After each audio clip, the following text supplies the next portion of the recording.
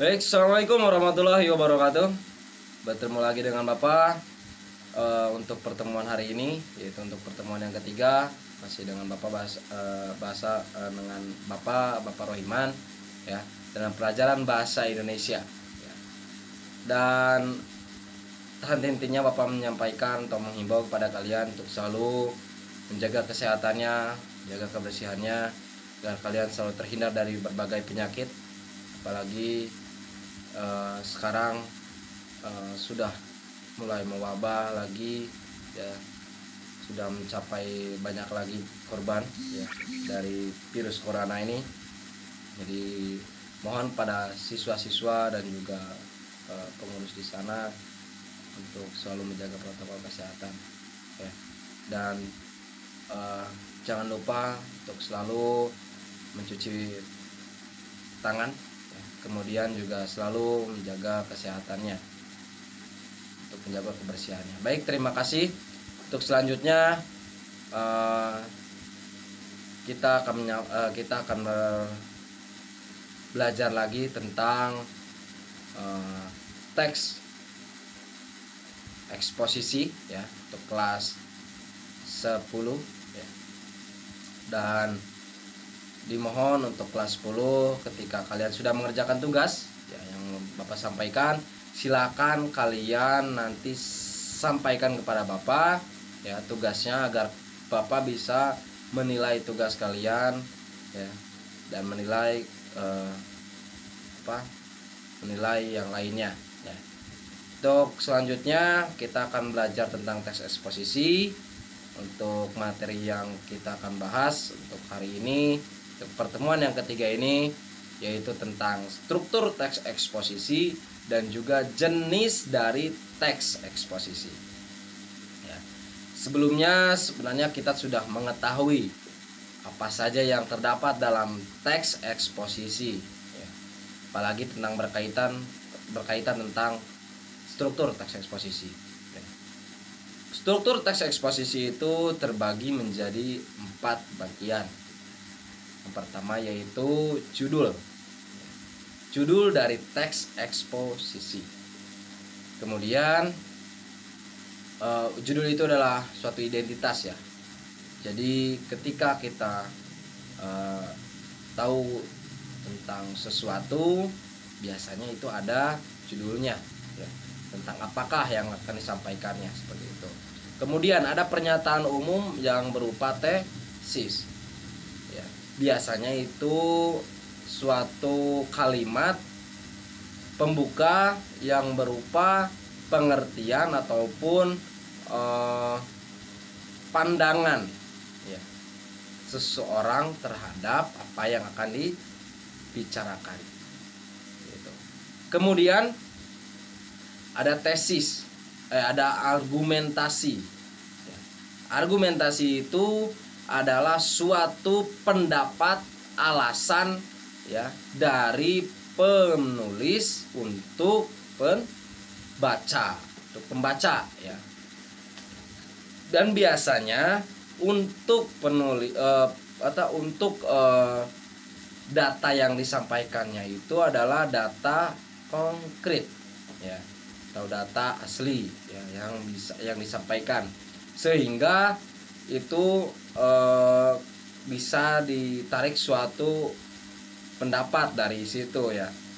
Jadi menyampaikan suatu pendapat tapi sesuai dengan faktanya, ya, tidak mengada-ngada, seperti itu. Nah, kemudian setelah argumentasinya jelas, ya, alasannya jelas, ya, ada penegasan ulang untuk yang keempat, ya. Ada penegasan ulang. Penegasan ulang ini biasanya berupa suatu kalimat ataupun suatu paragraf yang isinya itu adalah suatu kesimpulan, ya. Jadi di dalamnya itu ada suatu kesimpulan, ya. Jadi ketika kalian menyampaikan suatu pendapat berkaitan dengan fakta, ya, yang telah disampaikan, akhirnya diringkas dan dibuat suatu kesimpulan tentang apa yang telah dibicarakan, seperti itu. Nah, itu untuk struktur teks eksposisi, ya. Untuk selanjutnya yaitu kita akan belajar tentang jenis-jenis teks eksposisi. Ya. Untuk jenisnya ada cukup banyak ya. Ada sekitar 8 ya dari teks eksposisi ya. Dimulai dari teks eksposisi definisi ya. Teks eksposisi definisi ini merupakan batasan pengertian atau pengertian dari sesuatu hal ya. Seperti itu. Itu adalah teks eksposisi definisi. Biasanya itu berkaitan dengan apa pengertian tentang suatu hal atau suatu benda, seperti itu. Kemudian teks eksposisi proses, yaitu teks yang di dalamnya membicarakan tentang langkah-langkah akan terjadinya sesuatu atau langkah-langkah tentang pembuatan sesuatu, seperti itu. Nah, untuk yang selanjutnya yaitu yang ketiga, eksposisi ilustrasi ya. Eksposisi ilustrasi. Eksposisi ilustrasi ini adalah gambaran sederhana dari suatu teks ya. Gambaran sederhana yang disampaikan melalui suatu teks, seperti itu. Kemudian untuk teks eksposisi laporan itu adalah teks yang biasanya digunakan untuk menyampaikan suatu laporan ya, tentang suatu informasi ataupun apapun ya, biasanya seperti itu eksposisi. Kemudian eksposisi perbandingan, yaitu eksposisi atau teks yang di dalamnya membicarakan tentang sesuatu yang dibandingkan dengan yang lain ya. Contohnya, kita membedakan tentang suatu hal yang berupa pulpen. Pulpen yang pertama dan pulpen yang kedua ya. Pulpen yang pertama ini terbuat dari plastik dan juga mangsinya itu atau tintanya itu terbuat dari tinta biasa. Beda halnya dengan tinta yang kedua, yaitu tinta yang terbuat dari emas, seperti itu ya. Kemudian untuk teks yang selanjutnya yaitu teks eksposisi pertentangan. Teks eksposisi pertentangan ini adalah teks yang di dalamnya menentang suatu data atau suatu pernyataan ya. Ada suatu pernyataan yang disajikan kemudian ditolak dengan kata akan tetapi ya. Akan tetapi atau kenyataannya berbeda, seperti itu. Kemudian untuk selanjutnya yaitu eksposisi berita. Eksposisi berita ini adalah eksposisi yang di dalamnya menyampaikan suatu pemberitaan atau informasi-informasi ya mengenai suatu kejadian. Itu ya. Itu untuk eksposisi berita. Kemudian ada eksposisi yang selanjutnya, eksposisi klasifikasi. Apa yang dimaksud dengan teks eksposisi klasifikasi? Teks eksposisi yang di dalamnya adalah suatu pengelompokan ya tentang berdasarkan jenis ataupun berdasarkan kriteria tertentu, seperti itu ya. Itu adalah jenis-jenis dari teks eksposisi. Dan setelah ini nanti kalian kerjakan tugasnya ya, yaitu untuk tugas selanjutnya silakan kalian nanti pilih ya ataupun jelaskan satu persatu ya dari teks yang nanti kalian dengarkan di video ini ya. Nanti ada muncul 3 teks atau 4 teks ya. Silahkan nanti kalian tulis berdasarkan jenisnya. Apa saja sih jenis yang terdapat dalam video ini, jenis teks eksposisi yang terdapat dalam video ini. Kemudian kalian analisis strukturnya ya.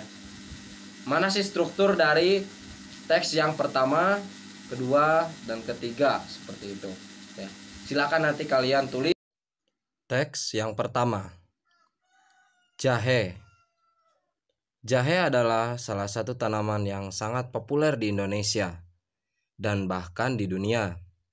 Jahe ini bisa digunakan dan memiliki beragam manfaat kesehatan. Jahe sendiri adalah tanaman rimpang yang sering kita jumpai. Manfaat jahe ini diantaranya adalah untuk bahan masakan atau bisa juga untuk penyedap alami. Tanaman jahe memiliki tinggi sekitar 30-100 cm. Daun tanaman jahe berbentuk menyirip dengan panjang mencapai sekitar 15-23 mm. Dengan panjang mencapai 8-15 mm. Rasa jahe adalah dominan pedas dan panas, sehingga jahe ini sangat bagus untuk menghangatkan tubuh secara alami. Teks yang kedua, kucing. Kucing terdiri dari berbagai jenis ras, di mana jenis ras kucing termasuk Angora, Persia, Mang, dan Sphinx. Dari 4 ras Sphinx adalah ras yang kurang populer di masyarakat. Namun, meski begitu, kucing yang dikenal sebagai kucing tak berbulu mulai populer dan beberapa orang memulai memelihara kucing jenis ini. Tidak adanya bulu pada kucing ini membuat kucing Sphinx menjadi kucing yang unik dan menarik di antara orang-orang. Memang karena keunikan yang membuat kucing ini menjadi kucing yang relatif mahal. Teks yang ketiga, korupsi di Indonesia. Dalam kurun waktu Januari 2016 hingga Juni 2016, Indonesia Corruption Watch atau ICW melakukan pemetaan kasus korupsi di Indonesia. Tercatat sebanyak 210 kasus korupsi telah ditangani dan 500 orang ditetapkan sebagai tersangka oleh 3 institusi penegak hukum sepanjang waktu tersebut. Pemetaan yang dilakukan dalam 6 bulan pertama tahun 2016 meliputi jumlah kasus, total kerugian negara, modus yang dilakukan, sektor korupsi, hingga pelaku jabatan. Karena banyaknya kasus korupsi yang terjadi tersebut, kerugian negara mencapai 890,5 miliar rupiah dan suap 28 miliar rupiah. SGD 1,6 juta dan USC 72.000. KPK telah menangani 18 perkara, kepolisian 59 perkara, dan kejaksaan 133 perkara. Kejaksaan menjadi instansi paling banyak dalam menangani kasus tersebut dengan jumlah kerugian negara yaitu 473 miliar rupiah dan suap 14 juta rupiah. Sumber data yang diperoleh ICW ini berasal dari website resmi institusi penegak hukum serta media online maupun cetak.